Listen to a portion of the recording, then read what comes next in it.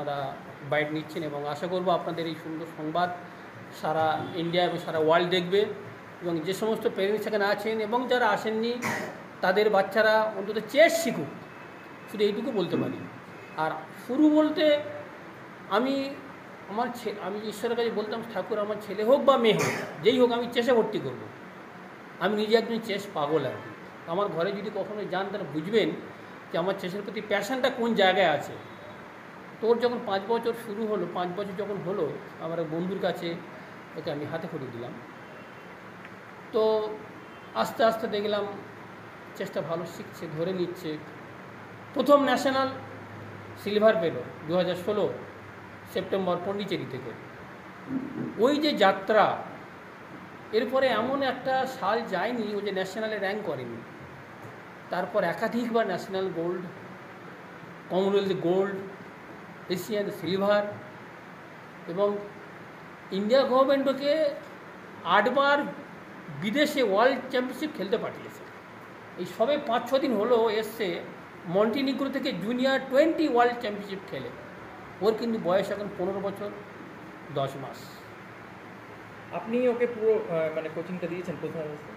হ্যাঁ, প্রথম থেকে আমি ওকে, আমার আন্ডারে ফুল রয়েছে।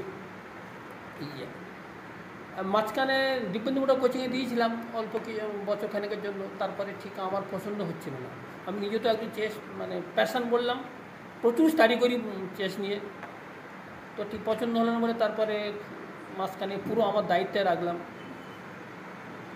যখন 2105 রেটিং হলো, এই এখন চেন্নাই গ্র্যান্ডমাস্টার আর.বি. রমেশ, বিশ্বনাথন আনন্দ, যারা সারা ওয়ার্ল্ড চেনে যাদের, তাদের আন্ডারে আপাতত রয়েছে। কিন্তু আমি 24 আওয়ার্স বা 24x7 পিছনে সব কিছু দেখি। ইন্ডিয়াতে এখন জিএম রয়েছে 85। আপনি এমন একটা জিএমকে দেখাতে পারবেন না যে ইউরোপে না খেলে সে নম পেয়েছে। আর যখন আপনি ইউরোপে যাবেন, আপনাকে অ্যাটলিস্ট 3-4 মাস থাকতে হবে। আপনি একটা টুর্নামেন্ট খেলে চলে আসতে পারবেন না। তো যখন 3-4 মাস থাকবেন, আপনি ভাবুন তো, এখন বাচ্চা মেয়ে 15 বছর সবে 10 মাস, তোকে তো একা পাঠানো যাবে না। আইদার আমাকে যেতে হবে, ওর মাকে যেতে হবে, বা কোনো কারোর সঙ্গে কোচকে পাঠাতে হবে। তো তখন এই যে খরচা 8 to 10 লাখ, 3 মাসে 8 to 10 লাখ লাগবে। ও এতদিন নম পেয়েই যেত যদি এই খরচাটা বেয়ার করা যেত। সেটা আমার পক্ষে সরকারি খরচা মেলেনি না। এটা খুব মানে দুর্ভাগ্য যে আজও পর্যন্ত আমি আমাদের যে রাজ্য তথাকথিত রাজ্য সরকার যিনি রয়েছেন দিদি, 2017 সালে চেষ্টা করেছিলাম, ও তখন উজবেকিস্তান যাওয়ার ছিল এশিয়ান চ্যাম্পিয়নশিপ খেলতে, পাইনি। সেখান থেকে অভিমানে আর দিদির সঙ্গে কোনো যোগাযোগ করিনি। এখন ওকে সাউথের স্পন্সর E4 গ্রুপ রয়েছে, যেখানে বিশ্বনাথন আনন্দ রয়েছে এবং ওয়ার্ল্ডের বড় বড় অ্যাক্টর, অ্যাক্ট্রেস, বড় বড় ইন্ডাস্ট্রিয়ালিস্ট সবাই জুড়ি রয়েছে। আরও একজন রয়েছে আমাদের, যাকে আমরা ভগবান বলি, পি রবি কুমার, ওর জীবনে অ্যাঞ্জেল। উনি ওরকম চেন্নাইকে খোঁজ পান, এরকম একটা বাচ্চা বেঙ্গলে রয়েছে, কেউ কি স্পন্সর পাচ্ছেন না। ওনার আজ পর্যন্ত 8 to 10 লাখ স্পন্সর করেছেন, 8 to 10 লাখ। এবং এখন E4 গ্রুপ, যারা এই 3 বছরে প্রায় 4 to 5 লাখ অলরেডি দিয়ে ফেলেছে। সব কিন্তু খরচা হচ্ছে চেসের পিছনে। মানে আপনাদের, আপনি পেশায় কী করতেন? আমি দুটো স্কুলে পার্ট টাইম পড়াতাম, মানে টিউশন? হ্যাঁ, না, স্কুলে পার্ট টাইম পড়াতাম, পার্ট টাইম টিচার। ছেড়ে দিলাম। আমি নিজে একজন রাইটার, আমার ইংলিশে বই আছে মার্কেটে, তো লেখালেখি করি এবং আমার নিজস্ব কোচিং আছে, এডুকেশনাল একাডেমিক কোচিং সেন্টার আছে এবং চেসের কোচিং আছে। এবার কি হাবড়ায়ও মানে চেসের কোচিং? আমার ভালো লাগছে এখানে দাদার যে এই যে পরিবেশটা, এত সুন্দর পরিবেশ, কিন্তু এই অঞ্চলে এটা খুব মানে ইউনিক। মানে আমি স্যালুট দিই দাদাকে, আমরা চেস স্পেশালি যে উনি ডিরেক্টর, এত সুন্দর একটা এনভায়রনমেন্ট এইরকম জায়গায় নিয়ে এসছে। কলকাতা অনেক সুন্দর জায়গা, আমি বহু কোচিংয়ে দেখেছি। কত দাদা 28টা স্টেট চষে বেরিয়েছি, 8খানা দেশে ঘুরেছি আমি নিজে, ও 14খানা ঘুরেছি। তো বহু কোচিং, বহু বড় বড় মানুষ চেসের জন্য ঘুরেছি। এটা একটা বেশ, it is one of the best coaching centre. কোনো একদিক থেকেও কম নেই আর কি। অন্যান্য যারা শিখছে দাবা, তাদের উদ্দেশ্যে কী বলবেন? আমি বলবো যে যারা দাবা শিখছে এখন, দাবা খেলতে গেলে প্রথমত তোমাকে একটা ফিক্স করে নিতে হবে যে কী করতে দাবা খেলছো। দাবার অনেক গুড সাইড আছে, but it's also very costly game. So একমাত্র যদি না মনে হয় যে তুমি গ্র্যান্ড মাস্টার হবে বা আইএম হতে চাও বা ওয়ার্ল্ড চ্যাম্পিয়ন হতে চাও, তাহলে চেস খেলাটা নাই উচিত। But chess should be played by everybody, it's a nice game. তোমার নামটা কি যদি বলো? My name is Sneha Haldar.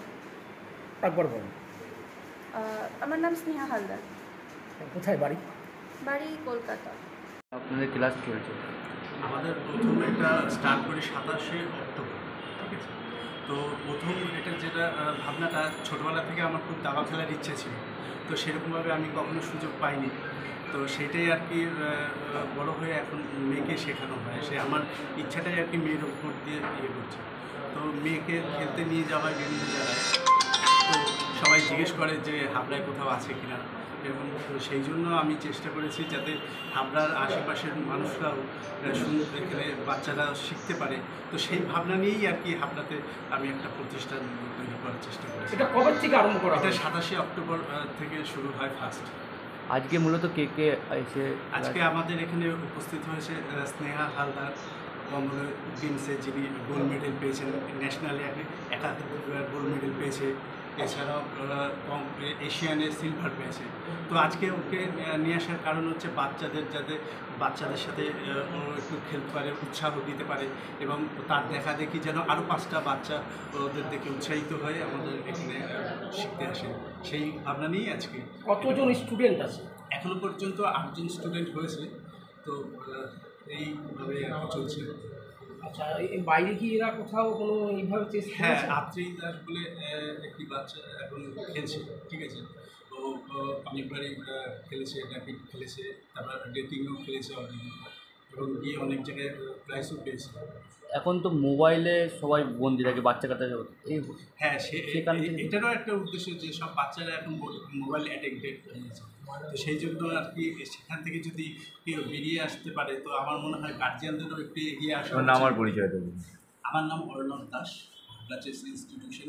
দেখতে পাচ্ছেন যে বাংলার একজন খুদে নক্ষত্র স্নেহা হালদার আমাদের এখানে উপস্থিত হয়েছে, এবং আমরা এও জানতে পারলাম যে স্নেহা হালদারের বাবা, যে স্নেহা হালদারকে ছোটোবেলা থেকে ট্রেনিং দিয়ে বড় করেছেন, তিনিই কিন্তু এই ইনস্টিটিউটের প্রশিক্ষক হিসেবে কাজ থাকবেন এবং দেখভাল করবেন। এই আশ্বাস আমরা কিন্তু পেলাম, যেটা হাবড়াবাসীর কাছে কিন্তু একটা পরম আনন্দের খবর। এবং যারা তাদের বাচ্চাদের নিয়ে ভাবেন যে বাচ্চারা দিন দিন মোবাইলের প্রতি আসক্ত হয়ে যাচ্ছে, মোবাইলের নেশার প্রতি তাদের ফিরিয়ে আনা যাচ্ছে না, তাদের ক্ষেত্রে কিন্তু এই দাবা একটি উপযুক্ত খেলা।